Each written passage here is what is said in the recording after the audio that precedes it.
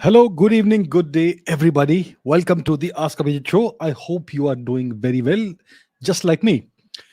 So let us see who all is there with us. I can see Tukesh, Arnavo, Vladimir Adityanath, Vansh, Akshay, Invincible, Amit, Piyush, Jai, Samarth, Senpai, Praveen, Shweta, Atharva, Divyansh, Mohit, Sanatani, Kashish Singh, Dungar Singh Chauhan, Chiching, Twilight, Informative Mania, Chaitanya, Aditya, Aditi, Nahela, Purobi, Shivang, Priyanshi, Shri Hari, Parag, Furnace Shots, Abhiraj, Kalyan, Nihal, Rajat, Vlogger Sharma, Heisenberg, Casio Barwa, Amay, Christopher, Anthony, Divyansh, and lots of other people.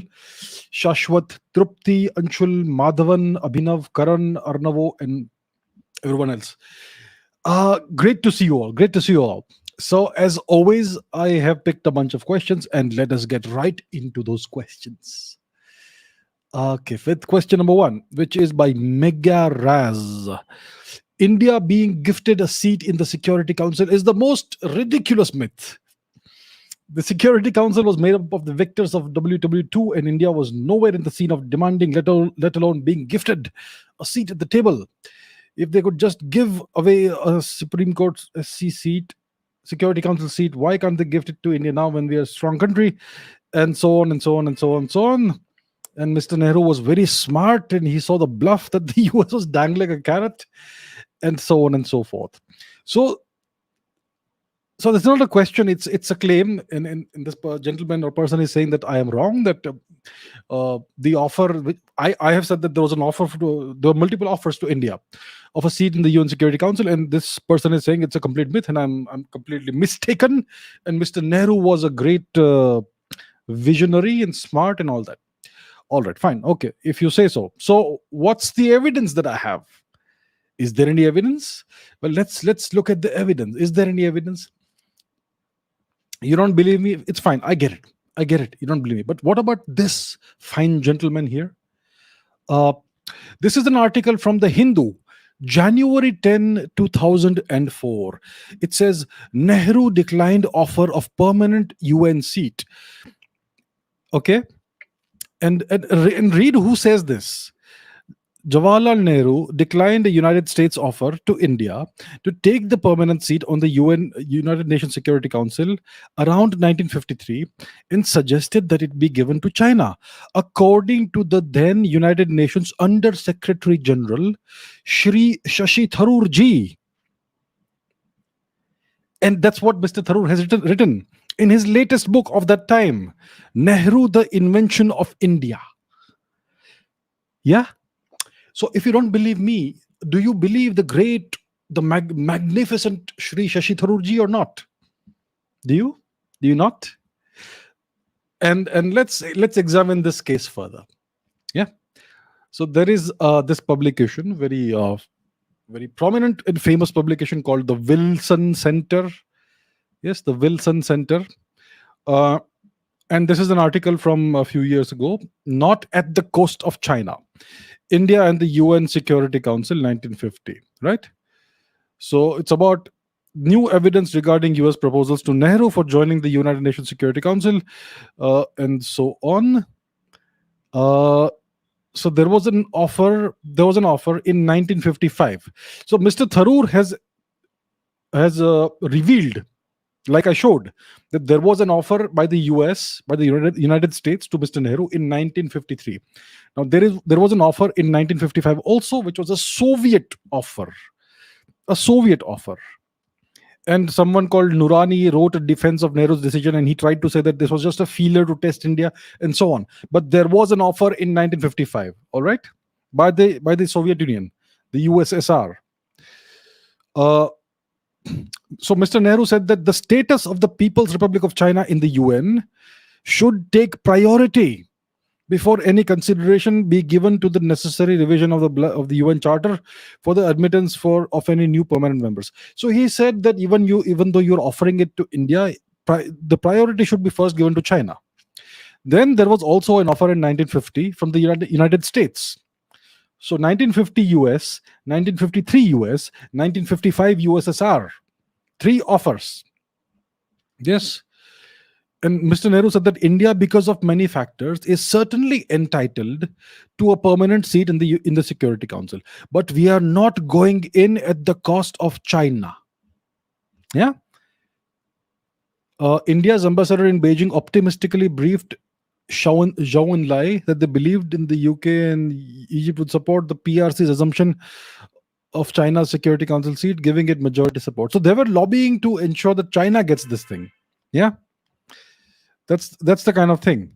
Nehru's determined rejection of the US plan to place India in China's seat in the UN Security Council reflected the particular reverence and centrality placed on the UN by what one might call a Nehruvian foreign policy.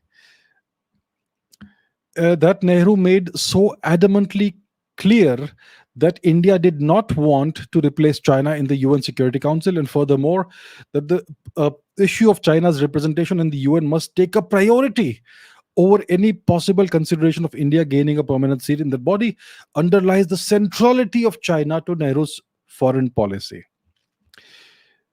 Okay, and that's what it was. So this Nehru's response to the US offer underlined Indian agency in its difficult relations with the US. So Mr. Nehru made things very difficult for India by doing all these things. The United States wanted to offer that permanent seat in the UN Security Council to India, and Mr. Nehru repeatedly rebuffed this offer. And he said that priority should be first given to China. Only then should we talk about India. Whom was Mr. Nehru serving? Was he supposed to serve the people of India, the country, the nation of India, or was he supposed to serve the people of China? Yeah.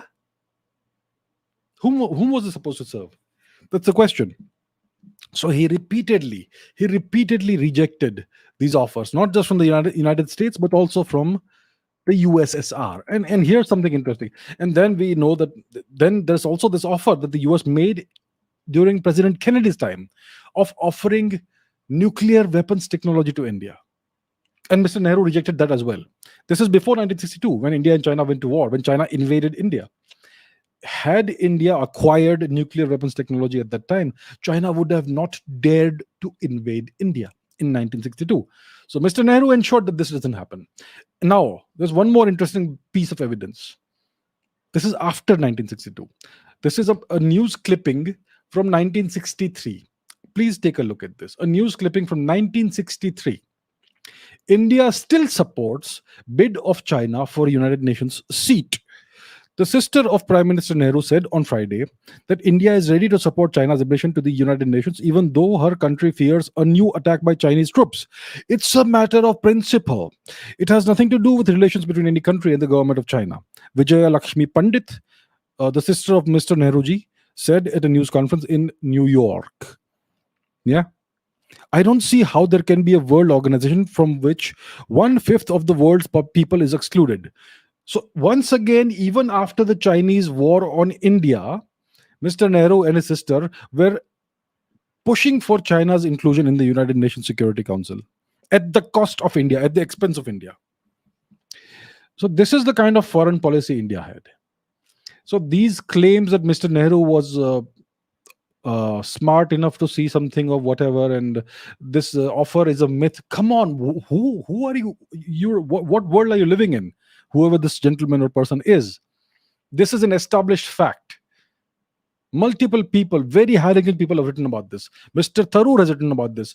The former president, Mr. Pranab Mukherjee, also wrote about this in his book. Please go and read his book. And also about the Nepal affair. I mean, everything will come out once we start talking about these things. All right.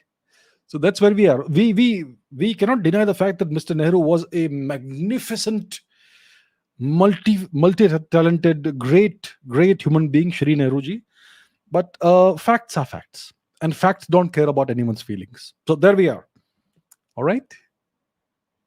Okay, let's move on. Okay, this is by Navaneet. How prepared are we to tackle any sort of disturbance, both internally and externally, regarding the G20 summit 2023, which is to be held in Jammu and Kashmir. What will be our neighbors' plans? Is this a major step towards reclaiming what we have lost?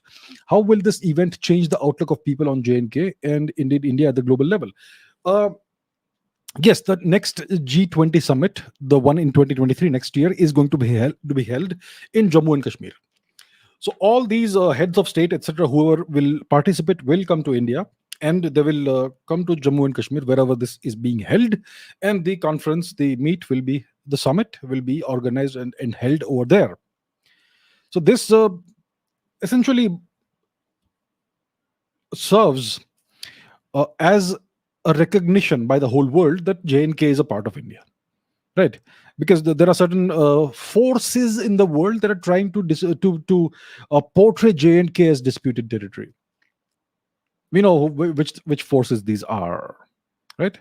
So the G20 includes the major industrialized and developing nations of the world, and they will all participate in the summit in J&K, which essentially is a recognition of the fact that J&K is part of India and will always be and has always been part of India, right? So the question is, how prepared are we to tackle any disturbances? We will be extraordinarily well prepared. This is one of the most important events that can happen, the G20 summit, and we will take all possible measures to ensure that it goes off smoothly. There will be certain forces, certain powers who will want to make India look bad, and they have done things in the past. When President Trump visited India in Delhi, you know what happened in Delhi at the time, and I wonder who was behind that. These are forces that these events are often orchestrated from outside India, right? So the same forces would want to do something, but this time I'm sure we will be even better prepared, and nothing is going to be allowed to happen. Now, what about our neighbors' plans? Our neighbor always has bad plans. They always want to throw a spanner in the works. That's what they want to do. But it's very simple how to deal with them. All India will have to do, I'm sure it will be done, is inform our neighbor that no, if anything at all goes wrong, no matter who has done it, we're gonna blame you, and you're gonna have to face consequences you can't even imagine. That's all we have to tell the ISI and the generals. If something goes wrong, it doesn't matter who did it. We're gonna put the blame on you, and you're gonna face the consequences, the kind of consequences you cannot imagine. That's all we have to tell them. We are certainly in a position to send Pakistan back to the Stone Age if we want to. So they also know it. So that's it. That's all we have to do. And yeah, that's where we are. Is this a major step towards reclaiming what we have lost? It's a process. We will eventually reclaim everything we have lost, and more. The time will come. So this is one step in that process. It's not a major or minor step. It's a step in the process. Right. Next. Samarth says, considering BRICS expansion, should India invite Vietnam and the Philippines to prevent it from becoming China-centric? What should be India's approach according to you? So I don't think the BRICS has a formal charter and procedure for admitting new members. It's kind of an informal kind of arrangement. Initially, it was just a BRIC, Brazil, Russia, India, China, 4 nations. Until I think it was formed in 2006 or thereabouts, and a few years later, South Africa was admitted. So it went from a BRIC to BRICS, BRICS. Now one hears that Argentina and Iran have requested admittance to this group. So it could. So I don't know what it will be called then, BRICSA or something. I don't know what it will be called. So I think this request has been made to China, possibly. I'm not sure who they've made to. So there needs to be a proper consensus about among the 5 countries as to whom should be admitted, whom should not be admitted, and so on. There has to be a proper procedure for processing such requests and applications for admittance to the BRICS grouping. I would not consider Argentina to be very strongly pro-China. Iran, of course, is now beholden to China after the big deal that they have concluded. The Chinese are going to invest, I don't know, 40 billion or so dollars, 40 billion, 40 trillion, I'm not sure. Yeah, it's not trillion, it's billion, maybe 40, 50 billion dollars worth of money into Iran in various forms. So Iran is now beholden to China. If Iran enters BRICS, the grouping will become more pro China, more China centric.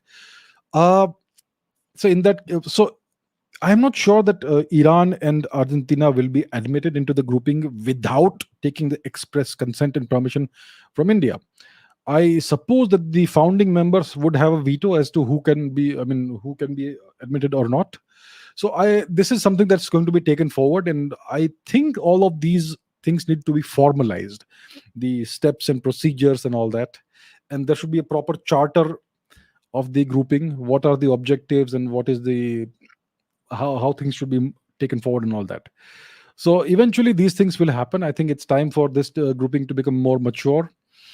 And yeah, so once that is done, then these applications and requests can be processed as per procedure, and things can be taken forward. It is important that this grouping does not become too China centric. China obviously is the largest economy and most powerful nation in the BRICS grouping. From the economic perspective, China is number one, India is number two. From the military perspective, China is number two, and Russia is number one perhaps, something like that. So yeah, we need balance in BRICS, and this needs to be taken care of at the appropriate levels.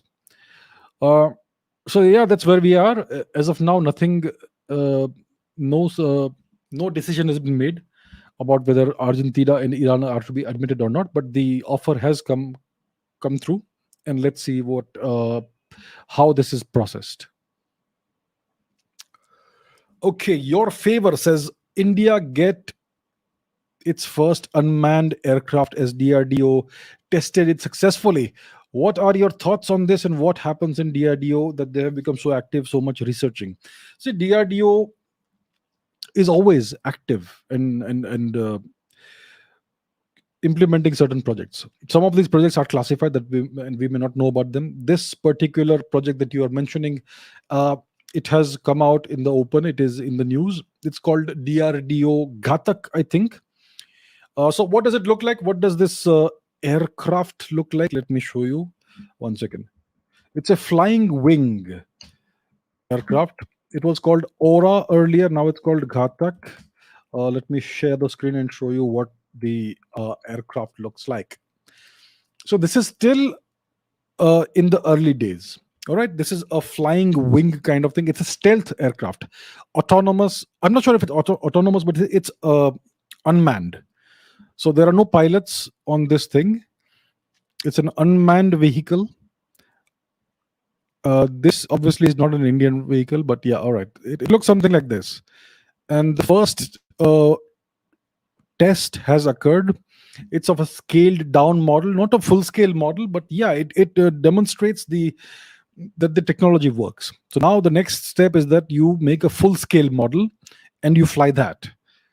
So this is how it is supposed to look roughly. It's a drone. You could call it a drone or whatever. It's a stealth combat drone, the Ghatak or Swift or Aura or whatever the name is. Eventually, they will name it something else, I suppose. Doesn't matter. So that's what's happened. This is an excellent step. It's a very important step. This technology is something that nobody will ever share with India. Nobody will transfer this technology. This is cutting edge technology. Only three countries, I believe, have this. Three or four countries. The US has it. The Russians have it. They have the Okhotnik aircraft.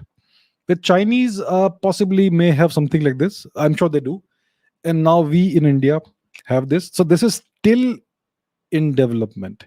It's not come into production. They have the DRDO has tested a scaled down version of this aircraft, but it works. So it's been proven.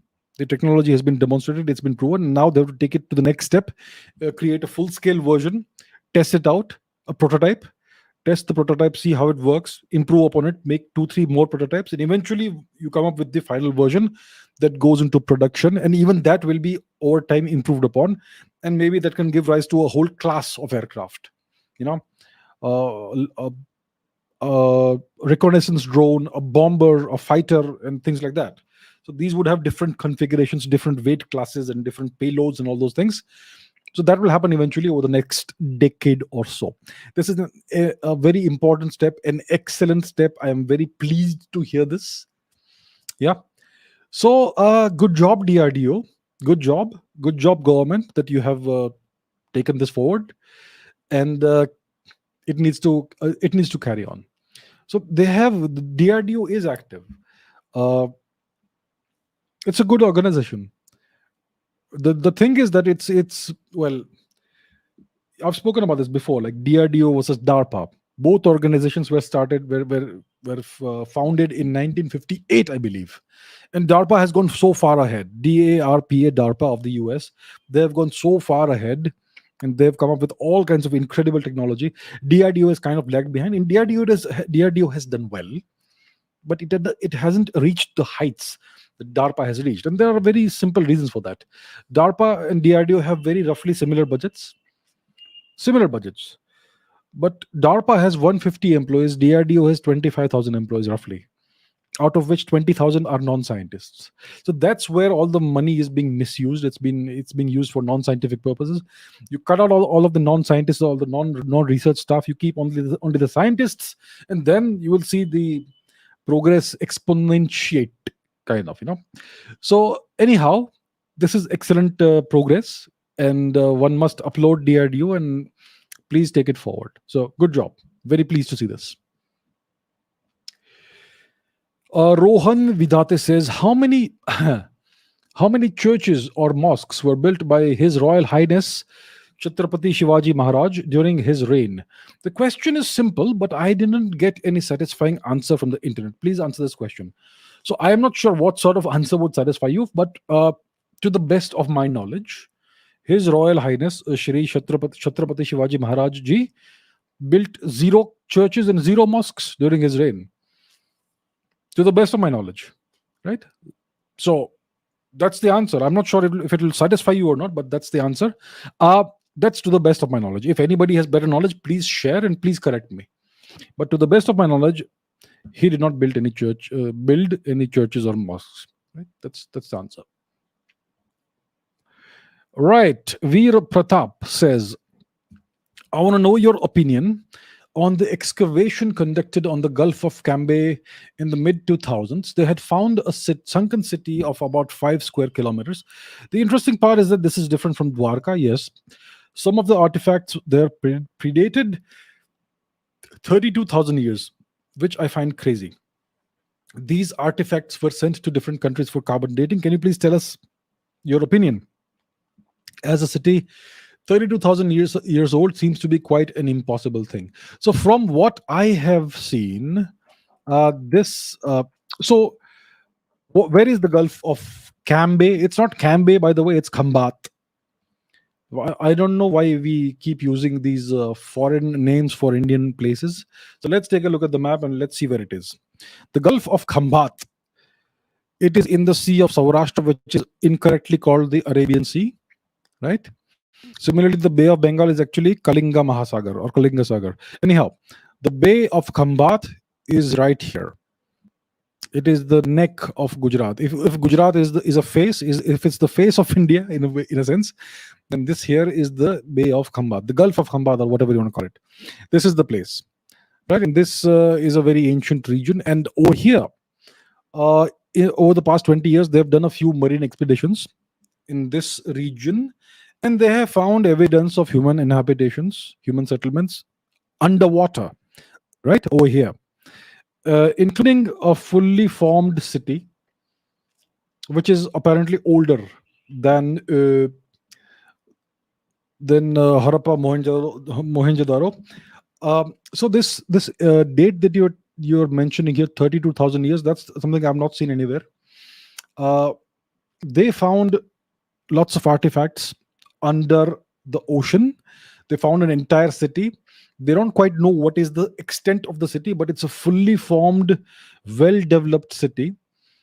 And one of the artifacts they found was carbon dated to about 9,500 years before today. So if that is the age of the city, then we have a full fully fledged, fully formed, well developed city that is 9,500 years old. That is incredible, because the oldest Saraswati Sindhu archaeological site that we have, which is Bhirana in Haryana, is 9,500 years old, and that's very old, right? So that is tentatively held to be the beginning of the Saraswati Sindhu phase of India's civilization. Now, if this fully developed city is 9,500 years old, it's underwater. That's incredible. That tells you that Indian civilization was highly developed 10,000 years before today. And now some people are claiming that this date may be wrong because this piece of wood may have come from somewhere else. But think about it this way: this city has been found under the ocean. Why is it found under the ocean? To understand why it's under the ocean, we have to understand when was the last ice age. The last glacial period of our planet lasted from about 110,000 years before today, 1.1 lakh years before today, to about 11,000 years before today. So the last ice age ended about 11,700 years before today, at the end of the Younger Dryas period. And the last glacial maximum was about 20,000 years before today. So when the last ice age was still in force, yes, at that time, let's see what the geography of India looked like.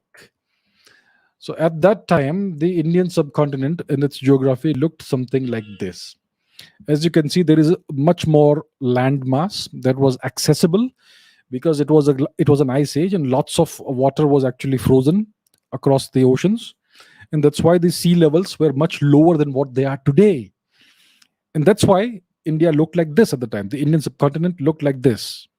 Sri Lanka was very much connected to India. The entirety of Gujarat extended far more westwards than what it does today, and so on. This is what it looks like. So at that time, it would have been possible to have a city where today you have the Gulf of Khambat, right? And this is the last ice age, which ended about 11,700 years before today. Consider it to be roughly 12,000 years before today. So if you have a city that's currently under the ocean, that city would have been built at least 12,000 years before today. So the carbon dating nonsense is not even an issue. If the piece of wood is 9,500 years old, then it is younger than the city, because the city has to be at least 12,000 years old for it to be underwater today. So that's where we are. So I don't know what the exact date is. The city is clearly minimum 12,000 years old. A fully fledged, fully developed city. Well-planned city. Larger than Harappa and Mohenjo-daro.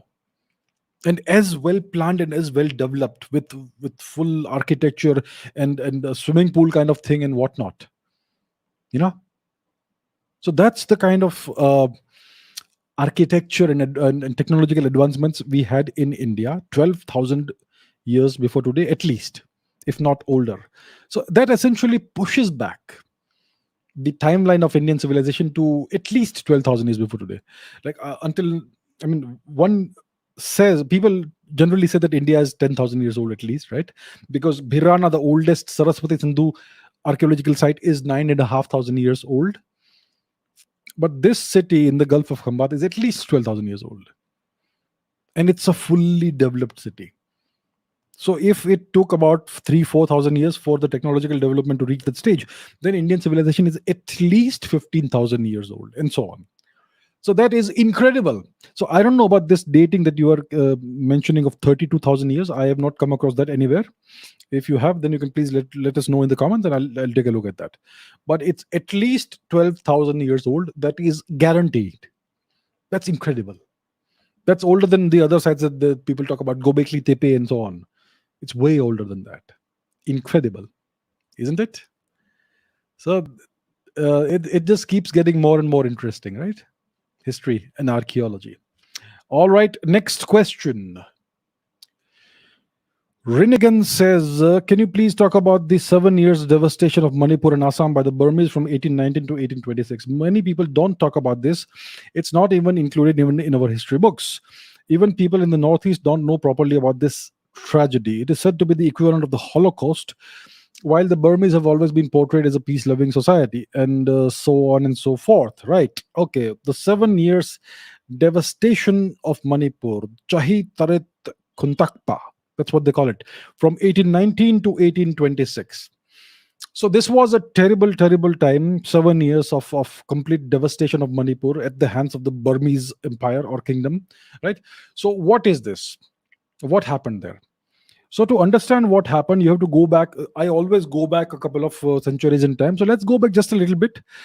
It all begins, so to say, with the Manipuri king Pamaiba. So Pamaiba is considered to be the most successful conqueror in the past 1000 years in Manipur. Right? Uh, he was the son of Pitambar Charairongba. So Pamaiba ruled from about 1690 to about 1750. And he is the king who introduced Vaishnavism as the official state religion of Manipur at the behest of what was his name? Some Bengali preacher. So what he did was he introduced Gaudiya Vaishnavism, being the Bengali form of Vaishnavism, as the official state religion of Manipur. And he indulged in multiple military conquests. He was a very successful conqueror, Pamaiba. His kingdom spanned from the Irrawaddy River in Burma in the east, to Kachar and Tripura in the west, and it also included the so-called Chittagong hill tracts, which are currently in Bangladesh. Right. So he was one of the most successful military conquerors of Manipur in the past 1,000 or so years. He also introduced Vaishnavism as the official state, Gaudiya Vaishnavism, as the official state religion in Manipur, which kind of in some sense transformed the Manipuri society from a society of warriors to a society of people who kind of looked at other things with yeah, that sort of thing, into a more peace loving society. There's nothing wrong with it being peace loving, but it kind of softened up Manipuri society, this specific form of Vaishnavism, Gaudiya Vaishnavism. Now, what happened is that when Pamaiba died, the succession went wrong. He had a good son, a capable son, whose name was Shyamasai.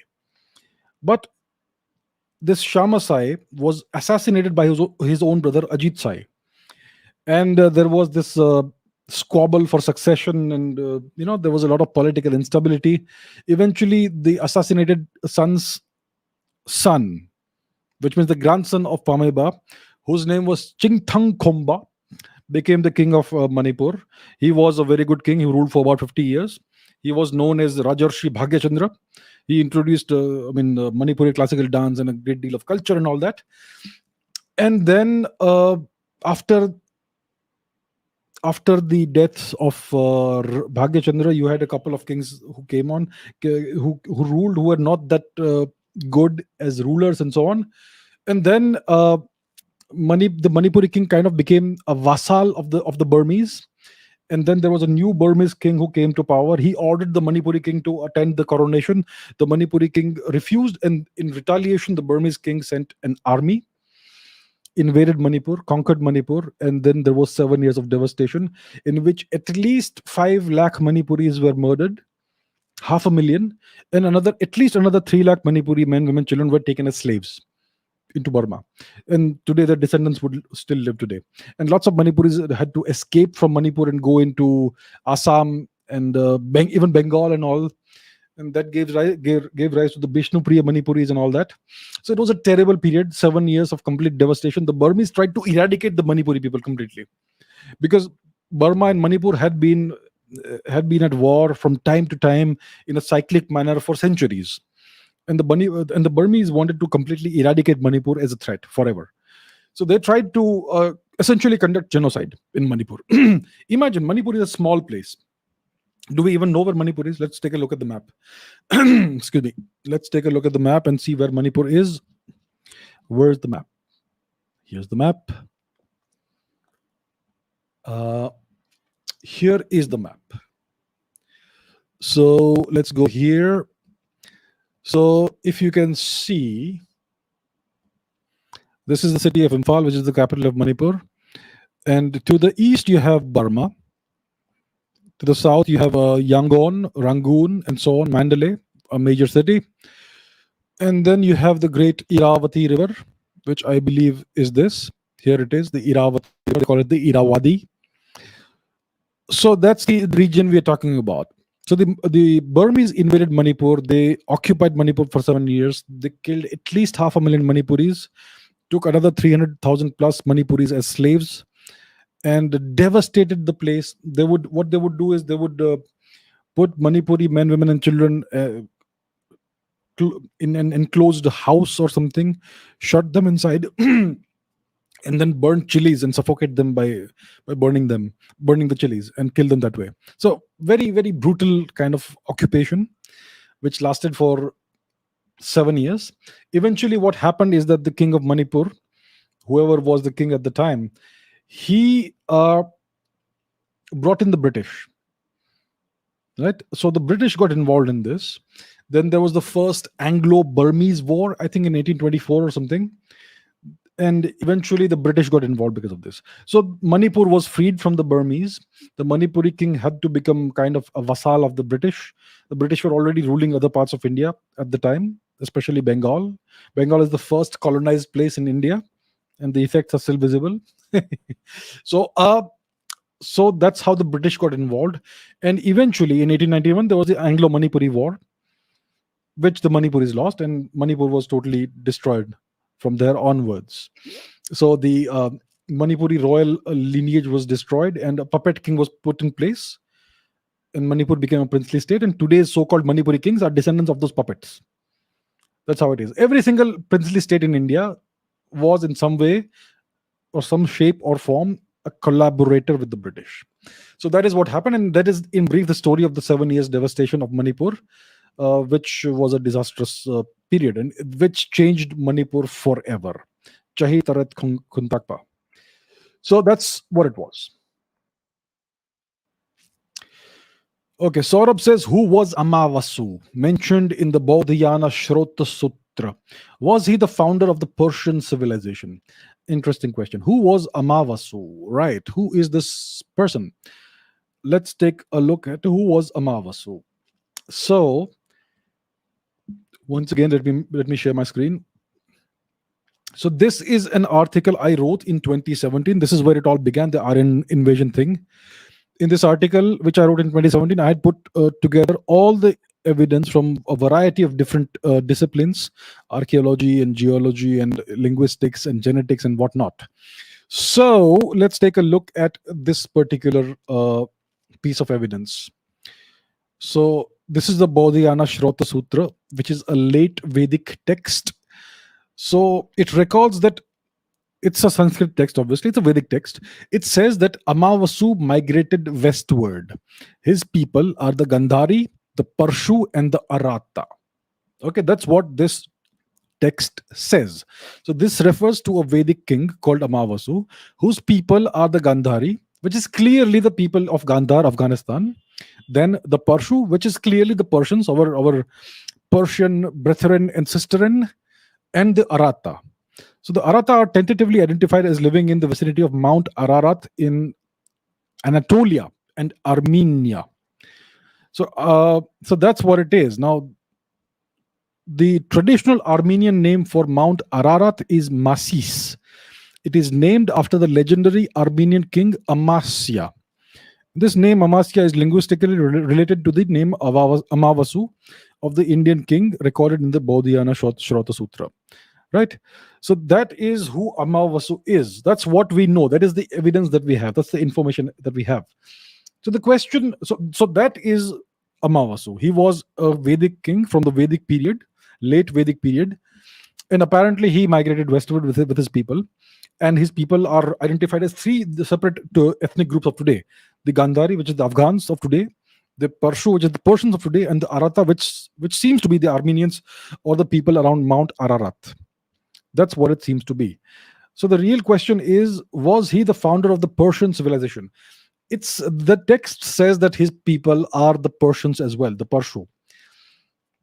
But I would not say that Amavasu is the founder of the Persian civilization, because The Persian civilization was founded by the Parshva clan, which was one of the clans that ended up on the losing side in the Battle of the Ten Kings, which happened possibly in a pre-Rigvedic era. Possibly. So that would certainly predate the time of the Baudhayana Shrauta Sutra. So somehow it seems that Amavasu was related to the Gandhari people, the Parshva people, and the uh, Arata people. Um, which people? Yeah, the Arata people. So, so we don't know in what way he was related to them, but somehow he was. So maybe that's something that needs to be researched further, and we need to try and unravel in what way are the Gandhari, the Parshva, and the Arata his people. I mean, three different ethnic groups of today across three different geographical regions. How are these three ethnicities related to the same king? So that's something that is an intriguing question. It needs to be investigated. But I would not say that Amavasu was the founder of the Persian civilization. Maybe he was the founder of the Armenian uh, ethnicity or whatever, perhaps.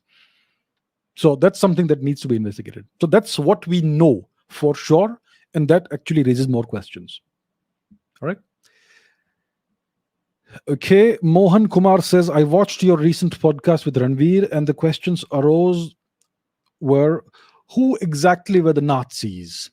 What made them kill so many Jews and gypsies? Who were the gypsies? What were concentration camps like? That's a whole lot of questions in one. Let me try and simplify things and give you a brief overview. Who were the Nazis? The Nazis were the National Socialist Party of Germany. So Germany lost World War One. They fought this war in an alliance with the Austro-Hungarian Empire, the Habsburg dynasty, and the Ottoman Empire. Right, the entire business of World War One started with the assassination of Archduke Franz Ferdinand in Sarajevo in June, I think 1914. Was it June or July? June 1914.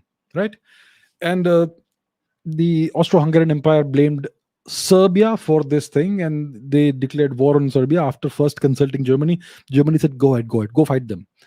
And then Germany, after the Austro-Hungarians declared war on Serbia, the Germans got involved. They declared war on France. They invaded France, and the Russians got involved because they were on the side of, they were in an alliance, so to say, with Serbia. The moment the Germans invaded Belgium and then France, the British got involved. So the whole of Europe suddenly went into this big conflict. The Ottomans sided with the Germans. The Italians remained neutral for some time, and then they fought against the Austro-Hungarians in 892 battles on the Isonzo River. Well, not really 892, maybe more than 10 battles. It was a complete stalemate, and so on. So eventually the Germans lost. The Austro-Hungarian Empire was dismantled thoroughly, completely. The Ottoman Empire was dismantled completely, thoroughly. Germany lost much of its, not much of its territory, maybe 10 or 20% of its territory. Poland was recreated. Germany was humiliated in the Treaty of Versailles. They were made to sign this treaty in which they had to explicitly state that the entire war was our fault. And they were made to pay enormous reparations, huge reparations to the countries they fought against. So this ended in 1918, 1919, thereabouts. The 1920s was a very bad period for Germany. They were humiliated, they were beaten, they were paying enormous reparations to other countries. Their economy had completely collapsed. There was hyperinflation. Then the 1929 stock market crash of Wall Street crash happened, which further affected the German economy, and so on. So the German people were humiliated. Their pride was destroyed, and that gave rise to nationalism in Germany. Also in Italy, because Italy also felt that it gained nothing out of all of its efforts in World War One. So in Italy, you had the rise of fascism, Benito Mussolini. In Germany, there was this rise of nationalism under the National Socialist Party called the Nazis, the Nazi Party. It's an abbreviation. And their leader was Adolf Hitler, who appealed to German pride. He promised that he would bring German pride back. He would restore German pride, restore German glory, and make Germany great again. That sort of thing, right? So so he came to power in the 1930s. It was the end of the Weimar Republic, and very quickly he became the paramount ruler of Germany, the dictator of Germany. the Führer. Yeah. And so that's what happened. Now, when things go wrong, you need to find someone to blame, right? So the Nazis focused all their hatred and singled out the Jews firstly as the enemy of the nation, as the enemies of the nation. And there were these pogroms against the Jews. There was Kristallnacht and a whole lot of stuff that happened.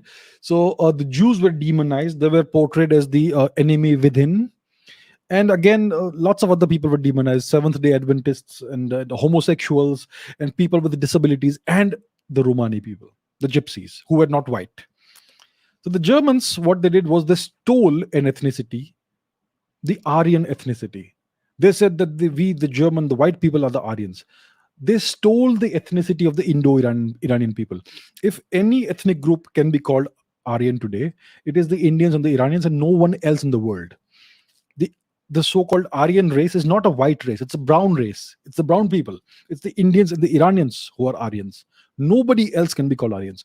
But these Germans, the Nazis, they stole that title, that ethnic self-designation, and they said that the white people are the Aryans.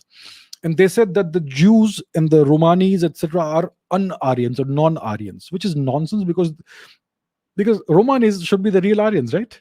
In Europe, because they are of Indian origin.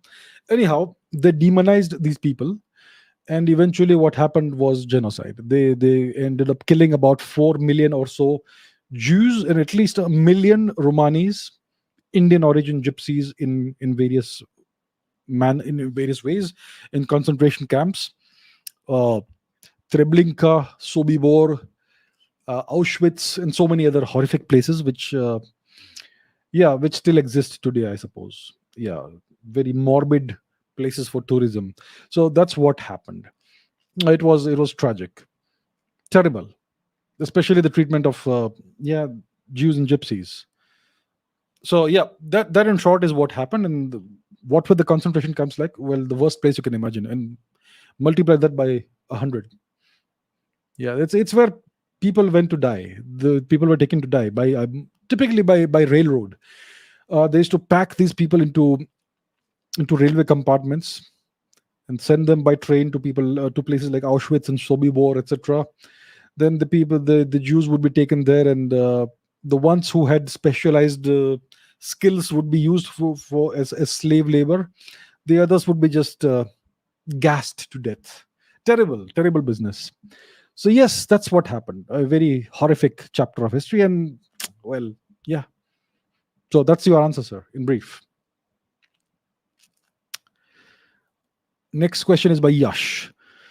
Is it true that many Nazi scientists were recruited by the US to work in NASA, and that they were pioneers of their initial success, and now whatever they are achieving is primarily due to Asian intellect, India, South Korea, China, etc.? All right.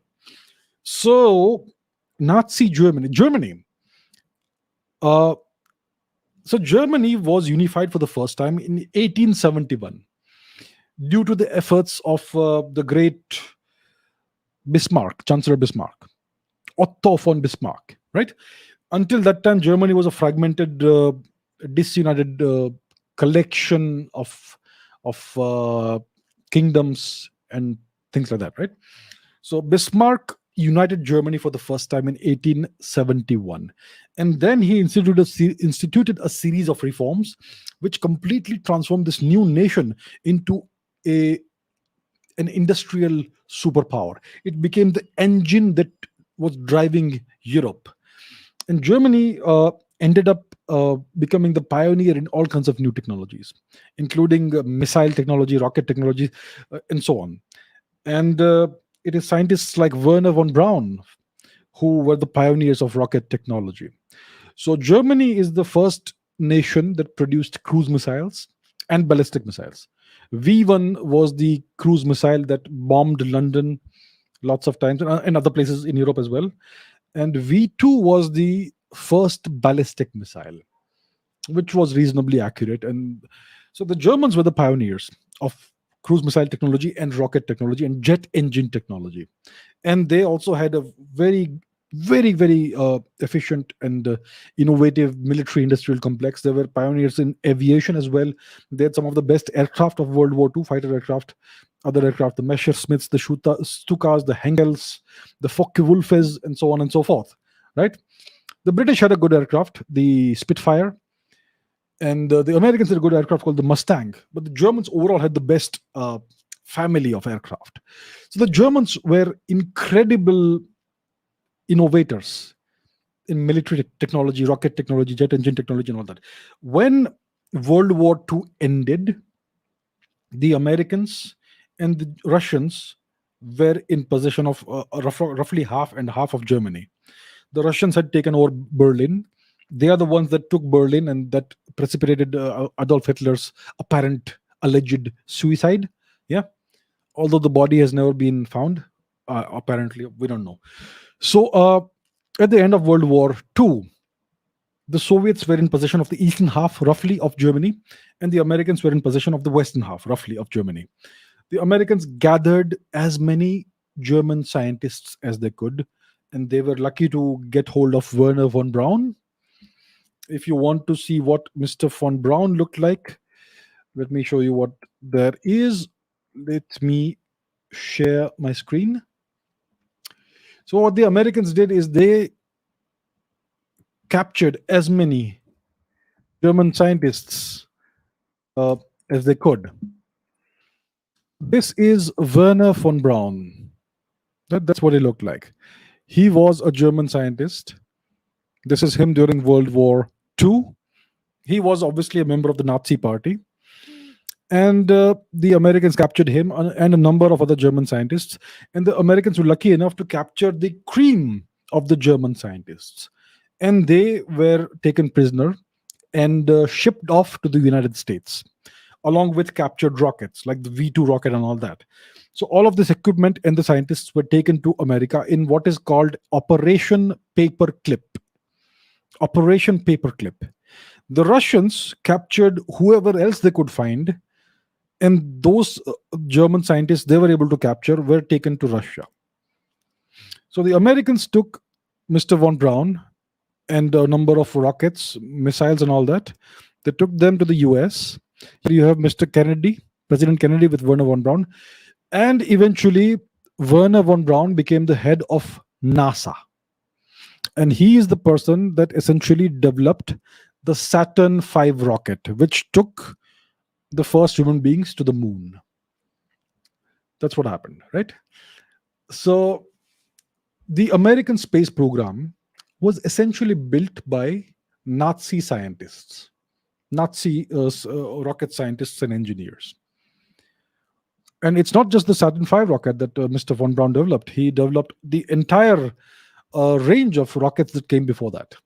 It was all done with German technology. NASA did not develop its technology from scratch. It acquired technology from the Nazis and used that and built upon that. The Americans have not developed their own technology. They used Nazi technology. The Soviets also built their first rockets using Nazi technology, like the R2 rocket and so on and so forth, which eventually became a whole family of rockets that they built. So even the Russians, even the Soviets built their space program on the back of German rocket technology. And during the period of cooperation between the USSR and China, Mao's China, the Soviets transferred rocket technology to the Chinese, which was Nazi rocket technology. So the Chinese rocket program, space program, was also built on the back of, on a foundation of Nazi technology. And then they built a whole bunch of rockets based on that technology. So the US rocket program, the US space program, the whole of NASA, the Soviet space program, and the Chinese space program were all based on technology taken from the Nazis. It's only the Indians that developed the rocket technology entirely from scratch, and maybe the Japanese as well, and maybe the French, perhaps. I'm not sure what is the history of the French rocket program, but that's what it is. So all of these nations, they acquired rocket technology, space technology from the Nazis, and the pioneer is Werner von Braun. Right? He was the He was a prisoner for the longest period of time, for many years. He was always under surveillance, and slowly over time he graduated, so to say, to become the head of NASA. And eventually, yeah, so that's what it was. He still looks like a prisoner here, doesn't he? Even though he's the head of NASA. So that's how it was. So that is the story. And now whatever they're achieving, yeah, they've got so many immigrants, the Americans. So much of NASA, much of these big companies, they have lots of Indian engineers who work there. And yeah, that's a known fact. So that's the story.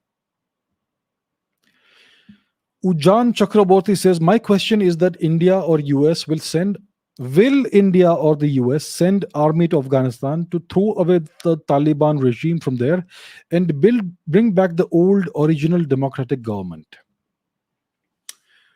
See, the Americans withdrew from Afghanistan. The Americans were in power. They occupied Afghanistan for roughly 20 years, from 2001 until 2021, 20 years. And they chose to leave the country, and they chose to hand over power to the Taliban. So why would they go back and remove the Taliban when they installed the Taliban in the first place? So there is no chance of America doing any such thing. Secondly, India. Why should India get involved in this matter? What does India stand to gain? How does it further India's national interest by sending our army there and fighting the Taliban? What do we gain from that? And isn't it risky to send our army to a place where we don't have a direct land route as of today? So it doesn't make any sense strategically or from the national interest perspective for India to get involved and try to overthrow the Taliban. We can do it if we wish to, but why would we do it? We have reasonably good relations with the Taliban, and we have a common enemy with the Taliban. So why would we want to fight them? For democracy? What democracy? Which democracy? Are you under the illusion that the government that was in power in Afghanistan for the past 20 years was a democratic government? It was a puppet regime placed there by the United States. When a foreign occupying power holds elections, those elections are not free and fair. Those are staged elections. When a foreign power comes and occupies your country militarily and then holds elections there, do you consider that to be free and fair? Elections are free and fair only when there is no foreign interference. So the government that was in power in Afghanistan for 20 or so years, whether it was under Mr. Ashraf Ghani or Mr. Karzai, whoever it was, these were puppet regimes. There was no democracy there. These were deeply corrupt regimes. Incredible amounts of US money flowed into Afghanistan for building roads and infrastructure and schools and all that. Where are those roads and infrastructure and schools? Where is all that? Where are all those schools? Where are all those roads? Where is all the infrastructure? What happened to all the money? That money was actually used to buy politicians and keep them appeased. Deeply corrupt regimes. Okay? The Taliban actually may represent the will of more Afghans than those puppet regimes. There was this Pew survey or whatever, which said that the majority of the Afghan population wants Sharia law and all that, which is what the Taliban gives them. Now, obviously, the Pew polls cannot be taken without a few grains of salt, but that's what it is. So I think the Taliban actually represents the will and the wishes of more Afghans than not. And certainly it represents Afghanistan more accurately than the puppet regimes that the Americans had installed there. And India and the Taliban have a good understanding, and we have a common adversary. So there is no reason why India would get involved and try to overthrow the Taliban. Why would we do it? What do we stand to gain from this? Democracy? What democracy? Democracy is an illusion, my friends. Okay, this is by Vamsi. Why France is another Russia to India? We people hate the West, na? What's your views on France, and what's the difference between West and France? Why France is against world big brother interest, and why Germany and France are not happy with the US interest? Okay. No one hates the West. I don't hate the West. I've lived in the West. There is so much to learn from the West. I have absolutely nothing against the people of the West. But yes, the West is a force of that has caused an enormous amount of harm to the world.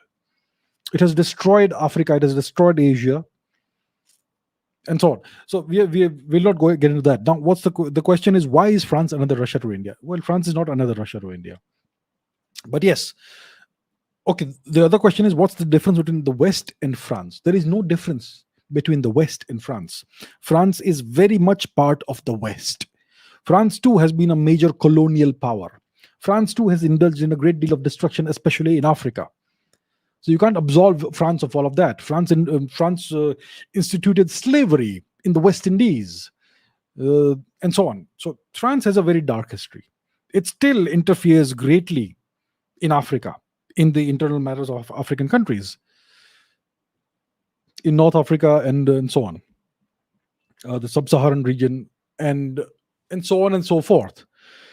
So France is very much part of the West. It is culturally and geographically part of the West. It is part of the European Union, an integral part of the European Union, which is essentially a bunch of nations that is dominated by the US. France is also part of NATO, which is again a bunch of vassal states of the US. The EU is a large bunch of American vassal states. NATO is a smaller group of nations that are US vassal states, right?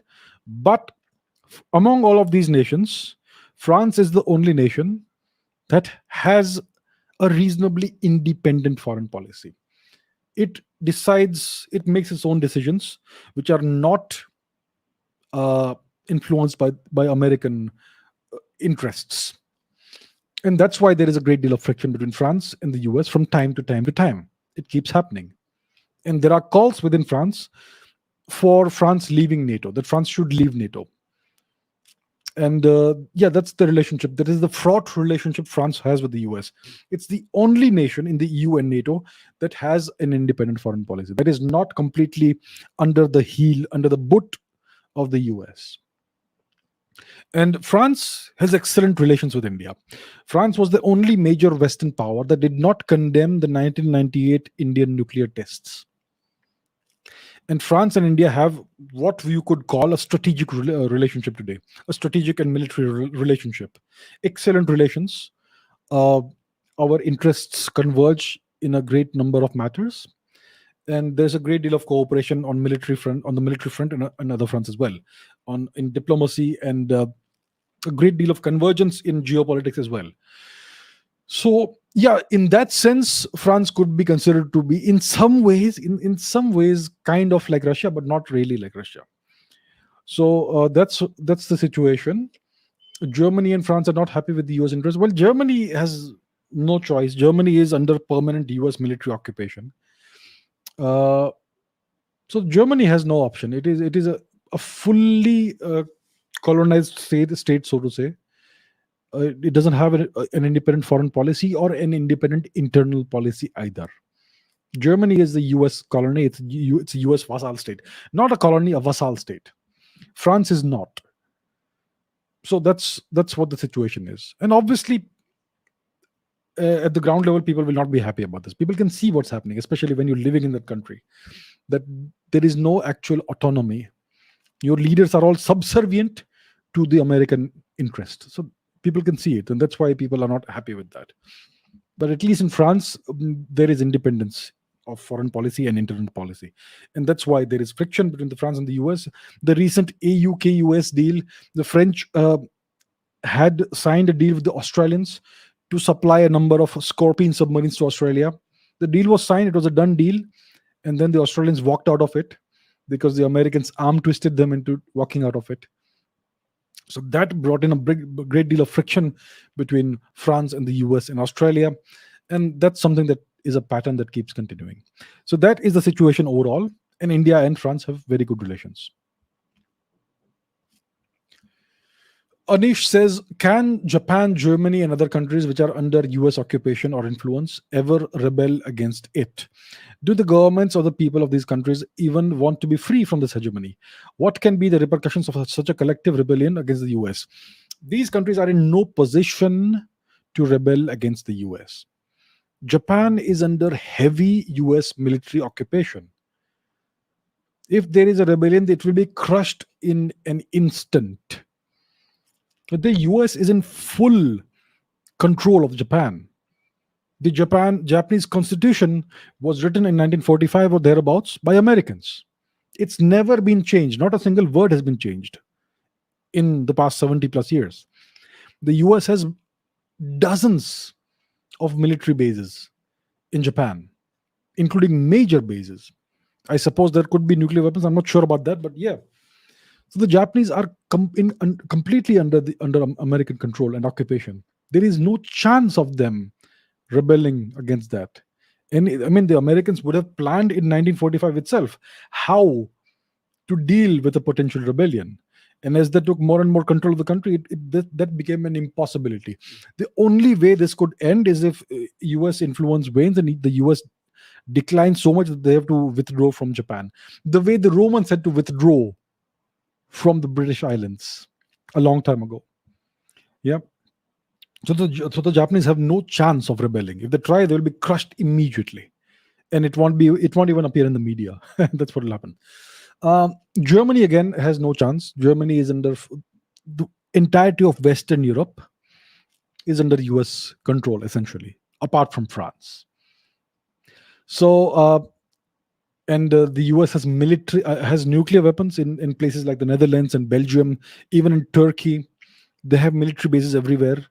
Permanent bases in Germany, in Italy. I suppose there could be bases in Spain also. The Americans have complete control of the UK as well, and so on. So the only scenario in which this hegemony and occupation will end is if the US declines like the Roman Empire did. And when the Roman Empire declined, they had to withdraw from the British Islands and other places, and that's how these places became free again. So that is one scenario in which these people could be free from US hegemony. Now, US hegemony may not be a bad thing for Europe. Europe has historically been a place of deep ethnic divides, deep ethnic hatreds, and constant war. The past 70 years of relative peace after World War II have been because of Pax Americana, because the Americans were the dominant power in Western Europe, and they were counterbalancing the USSR. And after the decline and dissolution of the USSR, it was NATO that was expanding. And it is the American influence that kept the region stable and kept war at bay, except for things like the breakup of Yugoslavia, which the Americans engineered, and so on and so forth. So when they want war, they will do it. But overall, there's been peace until now in Europe since 1945 because of the American influence. So if the Americans leave, these countries will again go to war. They have old scores to settle against each other, which won't be a nice thing. So that's where we are. That's what the history is, and that's what could happen. Okay, a couple of questions. One is by Vaibhav. The US has offered to develop AMCA jet engine together, which they denied previously. Currently, DRDO is in talks with Safran. What do you think the US will? What do you think? US take 180 degrees turn. Do we go with France Safran? Abhimanyu says, I recently read US offering India to jointly manufacture jet engine for our AMCA. AMCA is the fifth generation jet fighter that India is currently developing. So why making and manufacturing jet engines is so difficult for India, especially when considered that India already has cryogenic engines and indigenously developed missile launcher systems. Okay, let's deal with the second question first. Why is it so hard to manufacture jet engines? Because it's a very difficult technology. Only a handful of countries have mastered it, and that process has taken decades. 7 or so decades. The British have the Rolls-Royce engines. The Americans have the General Electric engines. The French have the Snecma or Safran engines. The Chinese, the Russians have their own Saturn and other engines, turbofan and all those engines, and the Chinese are trying to develop reasonably good engines. The W whatever series of engines. They are not quite successful thus far, but they are making significant strides in the right direction. It takes a huge amount of research and development and trial and error and iterative progress to develop a good jet engine. It's a very long, difficult process. And the reason for that is that jet engines are very complicated machines, extremely high temperatures, which would melt most metals. And yet, you need the turbofan to withstand those temperatures and not disintegrate. That's why I mean, for instance, we had the Fox-Bat, MiG 25, was it? The Fox-Bat, which could travel at Mach 2 or higher at very high altitudes. If you took it to its maximum speed, it would fly. But when it comes back and lands, you would have to replace the engines because they would be ruined by that time. That's how it was. So jet engines are they operate at very high temperatures, at very high stresses, and that's why it's so difficult to build them. You need to come up with exotic materials, composite materials, or you need to build those jet engine turbine blades out of a single crystal of metal, which is technology that most countries can't even imagine having, right? So that's why it is so difficult. The Americans have been developing their jet engines, the General Electric engines, for decades, and so on. And the same goes for the UK and the Russians and the French. The Chinese are still trying to catch up. They're still at least a generation behind the top nations. And in India, we have we have DRDO, and it has a lab in Bangalore, I believe, which does research with jet engines. We have a Kaveri engine, which is not quite right for our fighter aircraft. The amount of thrust it produces is approximately 70 or so kilonewtons. For a fighter plane, we would need at least 90 kilonewtons or so. And for something like the AMCA or the twin engine deck based fighter, etc., you would need very powerful jet engines with a thrust of about 125 or so kilonewtons or thereabouts. So that's the kind of output we need, and the Kaveri engine hasn't been able to achieve that output. So India has now decided that for the AMCA, Advanced Medium Combat Aircraft, the fifth engine fighter we are building, the initial Mark 1 model of this plane will have General Electric American engines. So that, and the Mark 2 will have Indian engines. So then for that, we need to develop an Indian engine. And for that, we need a foreign cooperation, maybe transfer of technology or whatever. It doesn't matter. Pay the money, get the technology, and then take it forward. So India is considering an offer from France, Safran, and also nowadays, like you say, the Americans have made an offer of developing the technology jointly. So I believe the technology they are offering is will give us a jet engine that has an which has an output of about 110 kilonewtons or something. But I think we need 125 ideally.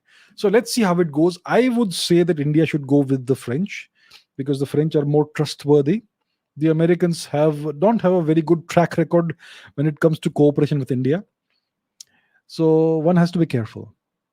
You're investing good money, and we don't want to lose that, and we need the technology as soon as possible. So I would prefer. I mean, at the end of the day, it's for the government to make a choice, make a call. They know better than us. They will know information that we don't have. But my gut feeling is that France would be a better choice for India. So let's see what happens.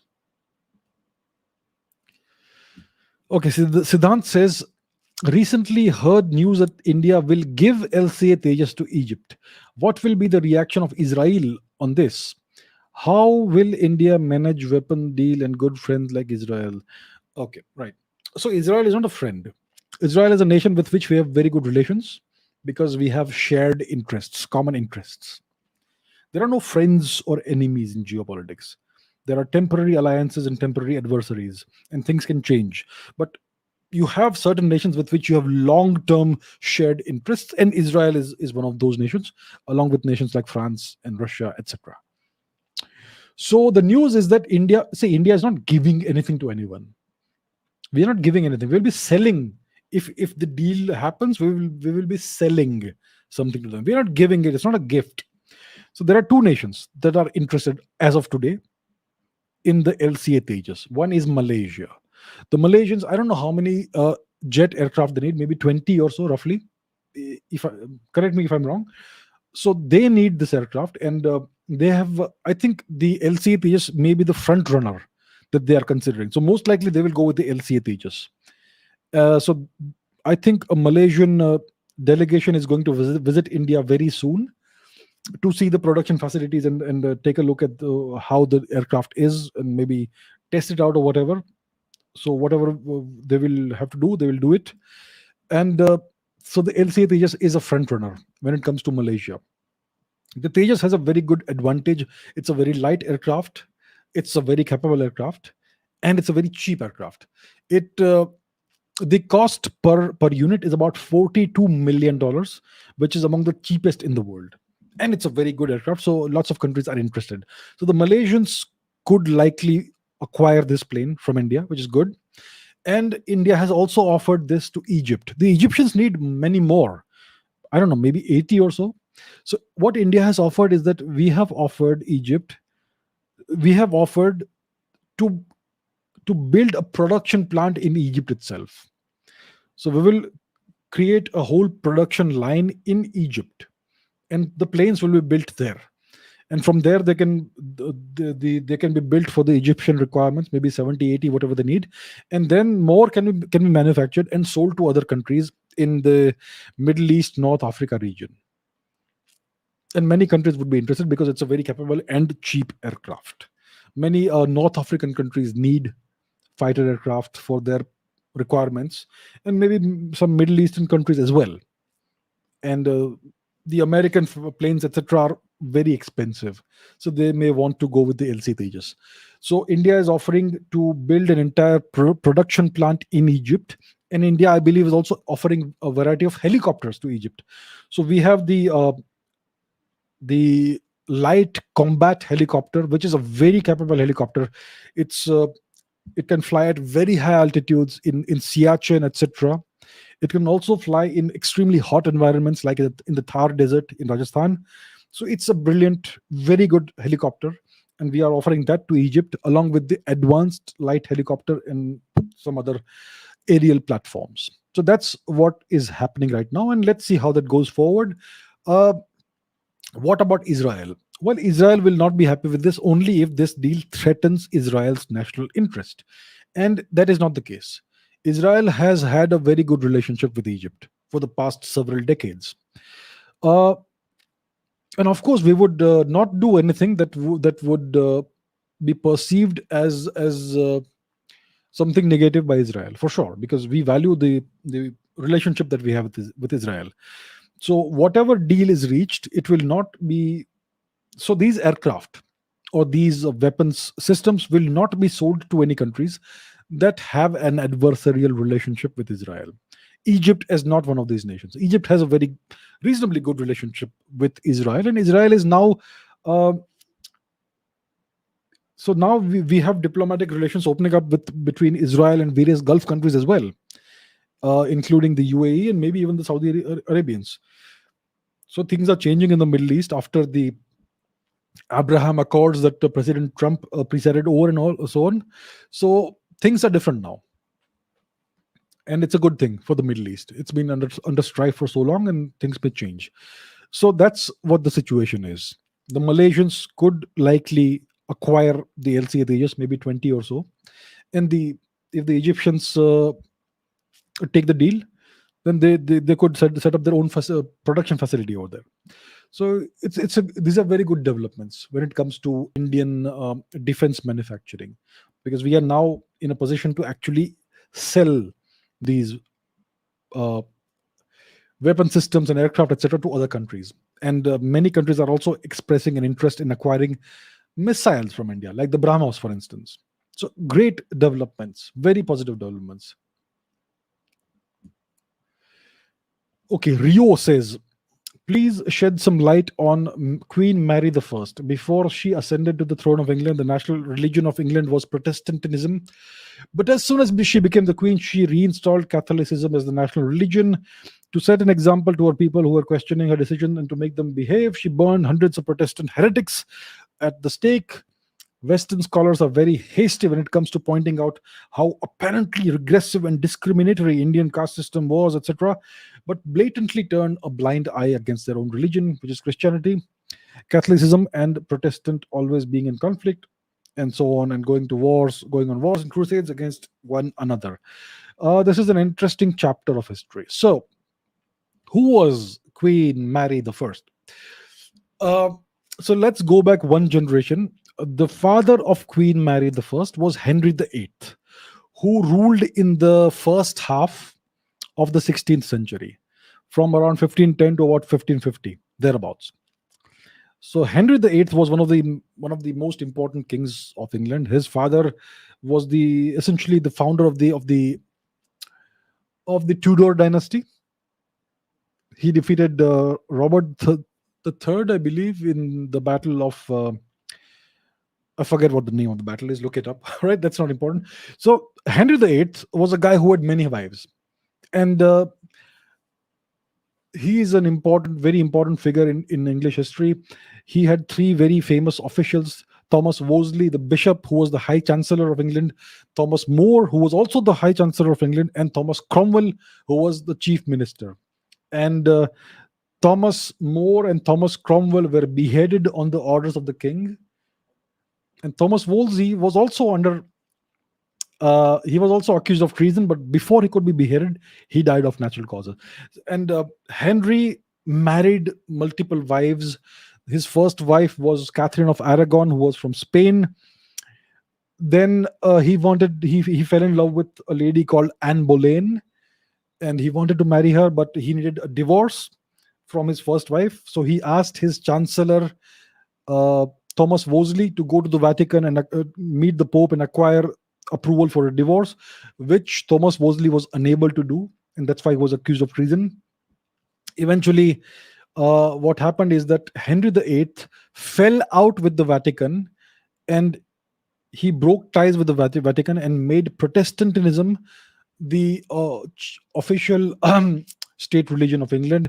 And he broke with the Vatican, and the Anglican Church was formed as a result of this, which is still the official, I mean, the official church or whatever it is of England. Uh, so he then married Anne Boleyn with with his first wife Catherine of Aragon. He had a child who was Mary the First. Mary. With Anne Boleyn, he had another child, which was Elizabeth. Then he married a couple of other ladies. So Anne Boleyn was beheaded for whatever reason, and another wife was also beheaded. Then he also married a lady called Jane Seymour, who who had a son called Edward, and so on. So after Henry VIII died, first of all, this guy called Edward, his son, he came to power. He ruled for about 5 or 6 years before he died. So after Edward died, Mary, the daughter of Catherine of Aragon, became the Queen of England. She ruled for about 5 or so years. Catherine of Aragon was a Catholic. Henry was had adopted Protestantism, or whatever you call it, as the official religion. So when Mary came to power, I think she was upset with her father because he had ill-treated her mom, Catherine of Aragon. So Mary reversed her father's policies. She reinstated the Catholic religion as the official religion of England, and then she went on a rampage. And like you said, she burned lots of people at the stake, and that was a brutal period in English history. So Mary ruled for about 5 or so years. She did not have any children, and eventually she died of ill health. She was called Bloody Mary. That's how bad she was, right? And after she died, her half sister Elizabeth, the daughter of Anne Boleyn, became the Queen of England in 1558, 1560, thereabouts. She ruled for about 45 or 50 years, and that was the Elizabethan age, or the golden age of England. And Elizabeth again brought back the Protestant religion, and her rule was very enlightened.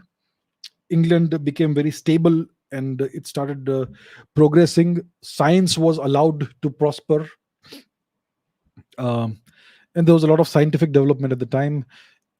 At the fag end of her rule, of Elizabeth's rule, the East India Company was formed in 1600, and in 1608 it reached India in Surat, and so on. So that is the story in brief. So this lady, what's her name, Queen Mary, she was a terrible ruler. She did all kinds of atrocities on the Protestants, and that is something that is completely overlooked by Western historians. Their history is bloody. It is brutal. The Middle Ages of Europe were horrible. Hundreds of thousands of women were burned at the stake, burned alive as witches, just to keep women under control, um, and so on. Yeah, so it's a horrible, horrific history, and it's completely whitewashed out of the history textbooks. And it's always the East that is portrayed as regressive and barbaric and primitive, which when actually the reverse is true. So yeah, that is the hypocrisy of the West, and that's what we need to push back against. Lakshya says, what factors led to the fall of the Roman Empire? And how is the study of what caused the decline of empires, civilizations relevant even today? All civilizations rise and fall. It's a cycle. It's a cyclic event. They come, the rise and the fall. Civilizations and empires are different. So the Roman Empire was not a civilization, it was an empire. So it rose because of great men. Men like Scipio Africanus, men like Pompey the Great, men like Julius Caesar, Augustus, Mark Antony, Marcus Aurelius, great men, great emperors, great conquerors. That's how the empire rose from nothingness. Uh, so it was an empire that was built upon conquest, and it was vigorous and active and alive as long as it was conquering in various directions in Europe, in North Africa, and in the Mediterranean, in the Eastern Mediterranean region, present day Lebanon and Israel and Judea, all that, right? Parts of the Arabian regions as well, Syria, Jordan, and so on and so forth, Anatolia, all of that. So it was an empire built on conquest. Now, as the empire became larger and larger, the mode shifted from conquest to administration and bureaucracy. Now, when an empire goes into bureaucratic mode, it becomes, well, it becomes less vigorous. It becomes more politicized. So, and as it expands, it becomes more difficult to coordinate everything, especially in an age 2000 years before today, roughly, when you do not have the communications technology that we have today. So you could not instantaneously coordinate what was happening. You may have a battle or a rebellion happening in Judea, and the emperor who's sitting in Rome will not come to know about what happened for weeks on end. And then how do you relay orders to the commander over there? These are all big problems that they used to face. So in what happened is that you had these various governors of various provinces who would essentially rule autonomously. They were like kings in their own right. They had their own legions of soldiers, and that would cause problems as well. And after some time, after some centuries, you had lots of emperors that came and went, very, very weak emperors. Uh, so that's what happens. Even initially, an empire rises because of great men, great vigorous conquerors.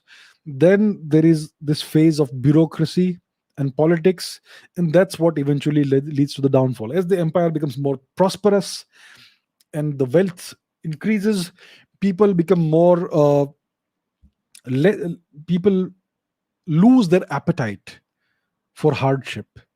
You know what they say, right? Hard times give rise to strong men give rise to good times, good times give rise to weak men, soft men, and which again brings on hard times and all that.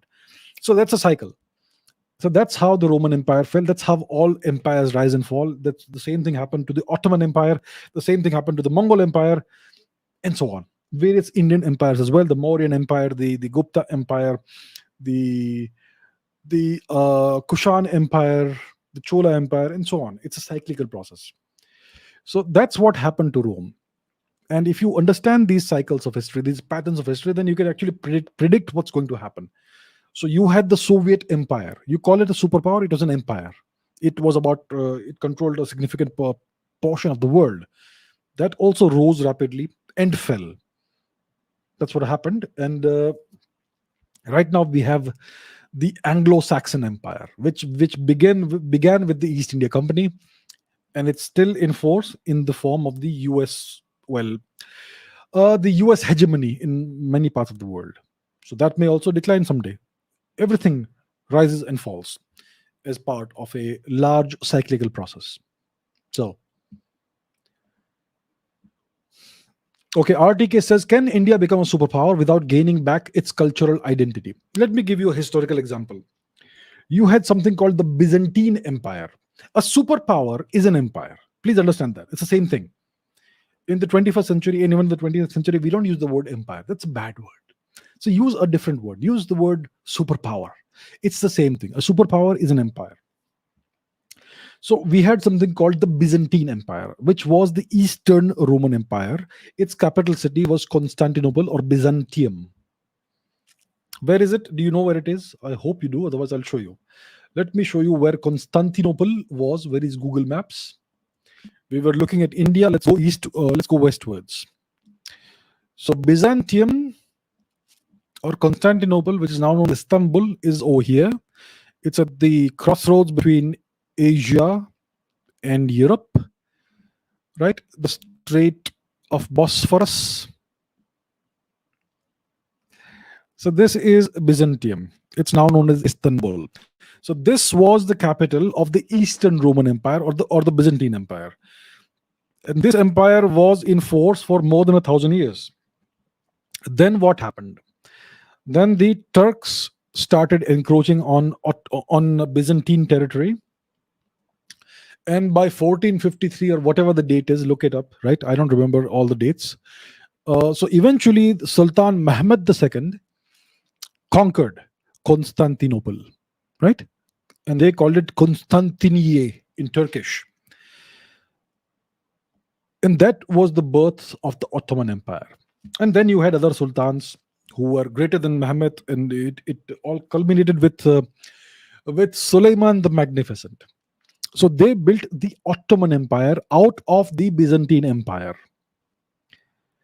And they called themselves Kaiser Rum, which means this is the Caesar of Rome. So they considered themselves to be emperors who continued the Byzantine Empire. At least that was the claim, that their empire was a continuation of the Byzantine Empire. So what happened here is that the Ottoman Empire or this region, Anatolia, became a superpower with a completely new cultural identity, a Turkish Islamic identity. It was Eastern Roman Christian empire, which was transformed into a Turkish Islamic caliphate. That's what happened to the Byzantine Empire. It transmogrified into the Ottoman Empire. So the answer is yes, a country can become a superpower in a completely new cultural identity. And therefore, the answer to this question is India can become a superpower without ever gaining back its cultural identity. In the future, you may have a completely different kind of India, which is a superpower. Maybe by 2100, we may have a different kind of India with a totally different cultural identity, and it may be a superpower. It is a possibility. Yes. Okay, Anvai Sharma says, what's your opinion on the Kali kilo ampere linear injector weapon system developed by us? In 2016, our then defense minister, Mr. Manohar Parrikar, refused to answer grievances about Kali. Can it mean that this system has been deployed in various places, or is it still under development? Is it only land-based, or is it in planes, or in space, or in aircraft, and in ships, etc.? Joy Ma Kali. Joy Ma Kali. There is absolutely no information available in the public domain about this, whatever this is. The name is kilo ampere linear injector. That kind of reminds me of um, something like a linear collider or something, right? And if it is kilo ampere, that's a very small voltage. uh, if if you consider machines like tokamaks, you have giga ampere energy in there. So kilo ampere is way underpowered. Of course, this is something that the project may have begun 20, 30 years ago. So at that time, kilo amperes must have been a very high amount of power for that time. So I don't know what the situation is, what the status is, if it still exists, if it doesn't exist. I have no idea, because there is absolutely no information available in the public domain. The government has made no statements, it has released no information. So maybe this is a very highly classified project, uh, or maybe it's just something that was used for experimental purposes, and maybe it doesn't exist anymore. The name is very nice, Kali, so that kind of grabs public imagination, and it has very interesting connotations, yeah, because of the goddess. But yeah, we don't know. I personally don't have any information about what the status is, if it is still operational, if it has gone to a new level, if it is an actual weapon or whatever. We don't know what it is. It could be that it's some kind of weapon, maybe a laser kind of thing or whatever. But we don't have information in the public domain, and therefore that's why I am not able to give you any specific answer. No idea whatsoever. But if it is being developed, that's a good thing. I hope it is, but we don't have any information. Bruh says, what is the strategy of Eurasianism? Eurasianism. Okay. What are your views on Alexander Dugin's multipolarity, where he proposes North-South coordination, North America, South America, Europe, Africa, Russia, India, Japan, Southeast Asia, against unipolar American structure? Do you think this is just another feel-good idea like communism, or India could present much more practicality in the system? Eurasianism is the idea of a Russian. Okay, so according to this idea of Eurasianism, it's about Russia. It says its core principle or tenet is that Russia is not a Western uh, country. It's about Russia becoming an empire. So Russia is neither east nor west. That's what Eurasianism says. That is the core principle or tenet of Eurasianism. That Russia is neither a Western entity or an Eastern entity. It's somewhere in between. It is definitely not Western. It's Eurasian.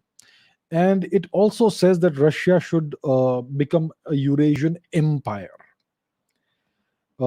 which is located obviously in northern Eurasia, the northern half of Eurasia.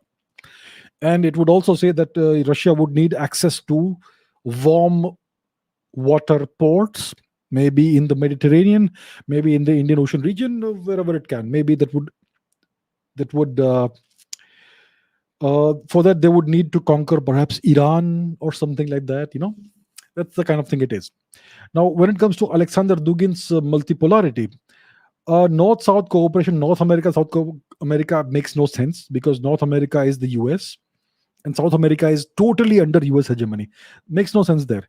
Europe, Africa has a master-slave relationship. Europe is the colonizer. Africa is still colonized. So it again makes no sense of them cooperating when they have this very, very colonial relationship. Russia, India makes a lot of sense. Japan, Southeast Asia. Japan and Southeast Asia don't have very good history, and Japan is right now a US vassal state. So it makes no sense. So the only cooperation that makes sense in all of these examples you've given is Russia, India. Because India and Russia have no shared border. They have no adversarial relationship. They have no grounds for having any enmity. And there are lots and lots of areas in which Russia and India can cooperate and work together. So Russia and India are actually natural allies. So yeah, when it comes to Russia-India cooperation, it makes sense. It makes sense. And multipolarity also makes sense. So in this worldview, Russia would not be a global hegemon, but it would be a major empire uh, in Eurasia, stretching apparently from Dublin to Vladivostok, Dublin, Ireland to Vladivostok in the far east of Russia. And there would be cooperation with major powers, possibly like India, possibly like China. China obviously is a long-term threat to Russia, so that cooperation would be issue-based and conditional and time, uh, not long-term cooperation. So that's how it is. So that is the great Russian dream, one could say. And Alexander Dugin is a geostrategist. He's a philosopher of some kind. Apparently, they call him a philosopher, and he's a Russian nationalist. He is a traditionalist, a conservative, uh, and he is somebody who believes in the recreation of a great Russian empire. So that's the deal with Alexander Dugin. Do you think this is just another feel good idea like communism? It's not an ideology like communism. It's a stated end goal for Russia. uh, so yeah, it could be something that the Russians may be working towards. Is it practical right now? It is still in the realm of dreams and fantasy, but who knows? Everything starts with dreams and fantasies. It can be achieved practically. Things like that can happen, especially with technology in the 21st century. So it is a distant possibility, a distant dream, but it is not impractical. It's not a feel good idea. It is something the Russians, possibly Mr. Putin, also would want to achieve. So that's what Eurasianism is. I've noticed that in most parts of the world nowadays, the youth idolize and look up to Hollywood actors, actresses, entertainers, comedians, cricket players, and so on, instead of real heroes like people that have actually had a genuine impact on humanity, like scientists, historical figures, and freedom fighters. Who we choose to emulate has a huge impact on our morals and behavior. How do you think this is influencing us? And is it cause for some of the bad things that are happening in society? Definitely. Who you y- the kind of people you hold as role models is going to shape the kind of society you have. A society that idolizes entertainers is going to be a very it's not going to be a good society. And this is something that's a phenomenon that has come out of the um, post World War II period of world history. So a period of US hegemony, and Hollywood became a very big propaganda machine for the US. And even in US society, people look up to entertainers as role models. Entertainers are simply people who are paid to pretend to be something that they are not, and it's so easy for people to be fooled by them. So for instance, in India, there are certain Bollywood actors who portray who play various roles. There is this one Bollywood actor whom I will not name. He had a number of movies in which which were like patriotic movies, you know, in which it was about showing India in a good light and patriotism and all that. So people started believing this guy is a great patriot. I mean, how silly is that? And then he came up with some movies that were totally like the opposite of that. So that woke people up. But again, they will be fooled again in a few when a few new movies come out. So people who a society that idolizes entertainers is a society that is doomed. The Romans had a very clear rule: keep entertainers far away from society and tax them heavily. And the same was the rule of that Vishnugupta Chanakya spoke about, I believe, in his book, The Arthashastra. That entertainers need to be heavily taxed and they should not be allowed to mingle too deeply with society. They should be on the margins of society. I am not saying these are bad people. I am not against entertainers. I'm not against actors and actresses. They are also people, many of them could be good. But a society that idolizes entertainers is a society that is doomed. So that's where we are today. That's the effect of the Anglo-Saxon Empire on the world, that we have the wrong role models. And the people who deserve to be role models never get any visibility.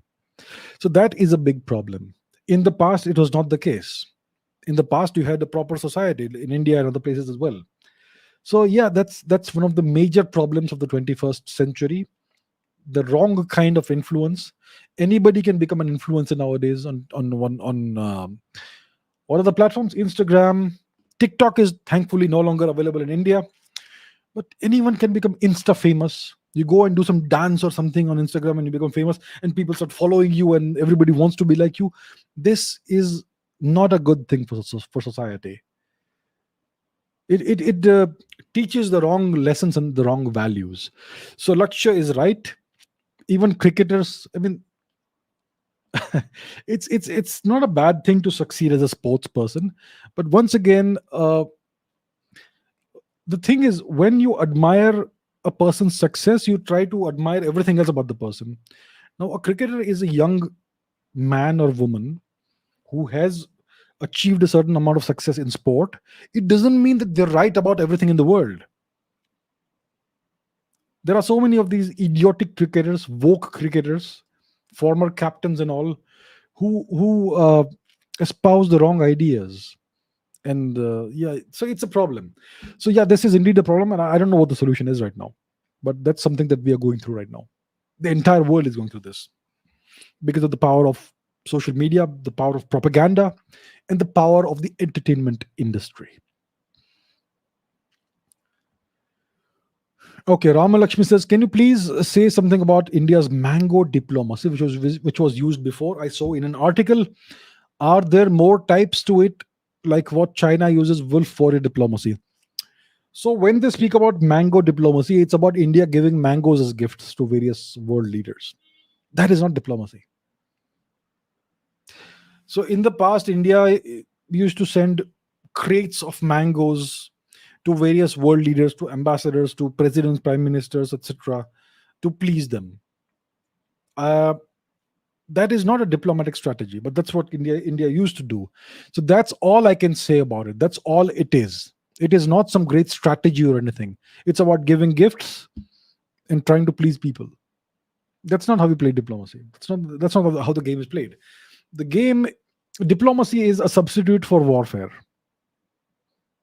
That's what it is. You negotiate, you bully, you try and extract concessions. You do everything short of going to war. That is diplomacy. And of course, you enter into alliances.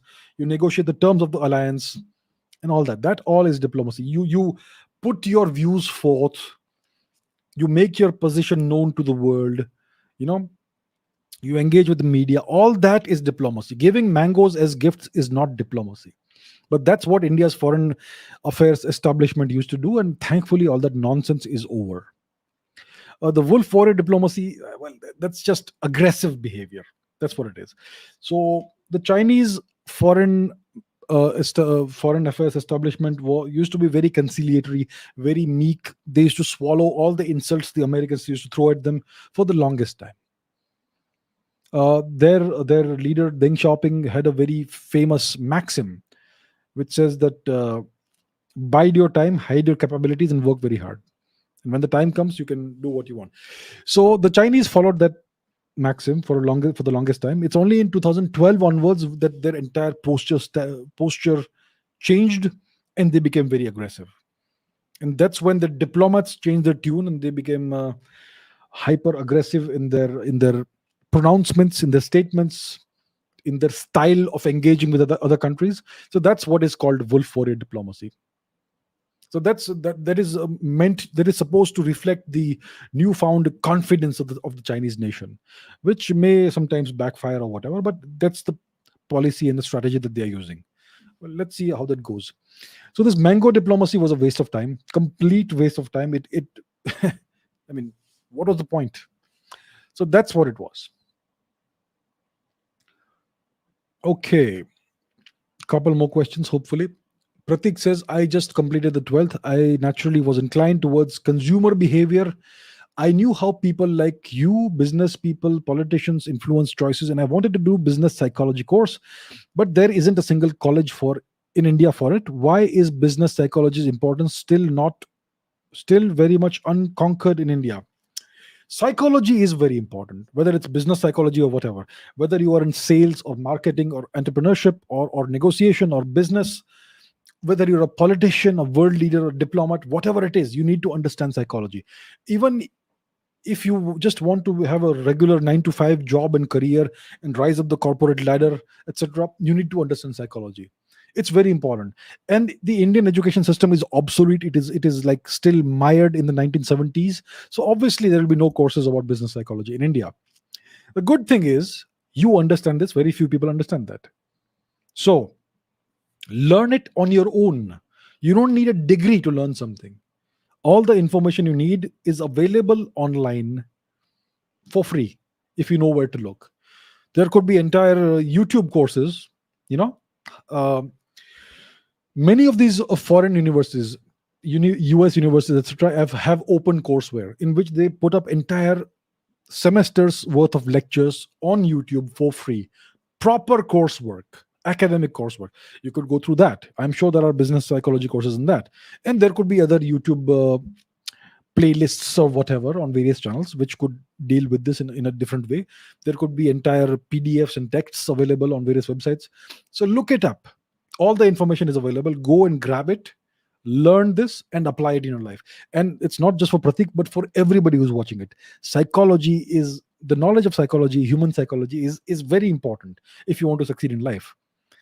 For instance, politicians, they have an intuitive understanding of human psychology, mass psychology.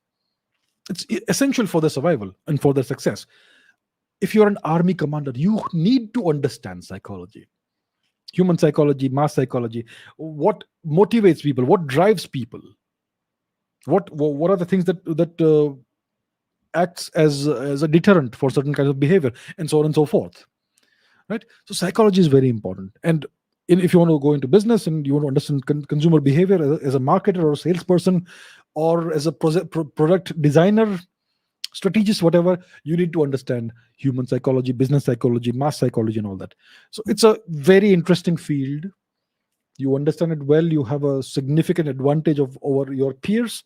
So I would recommend that go ahead, learn it on your own. It doesn't matter that there are no courses available in Indian colleges. Who cares? Learn it for free. Yeah, go ahead. All the best. Okay, this is a long thing. Iftikhar Khan says India was the richest and therefore strongest before the Judeo-Christians arrived.